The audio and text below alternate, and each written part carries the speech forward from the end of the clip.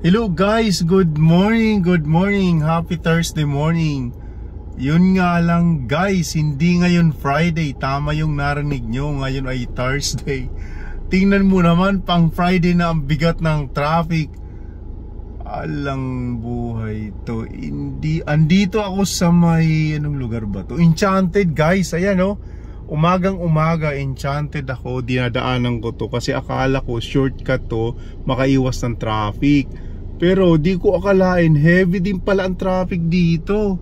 Ayan oh, kita nyo naman, na-overtake na nga ako ng Kuda electric na bicycle na yan. Tingnan mo naman guys. Ayan oh, walang ya. Tingnan mo saan meron ko guys, so ang haba na ng traffic. Andito, lumabas ako ng San Lorenzo.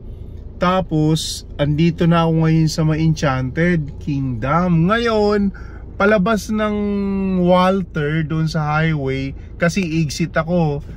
Pupunta sana ako guys ng Calamba, sa LTI actually, Calamba mamaya. So ang appointment ko 8:30, isipin mo ang aga ko pa oh, alas 7.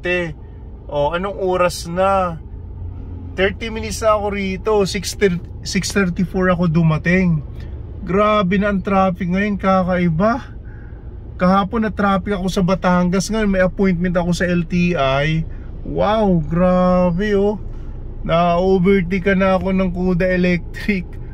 Yan guys, napakatindi. Ingat kayo guys sa pagdadrive. Siguro mas agahan pa natin. Drive safely, ingat.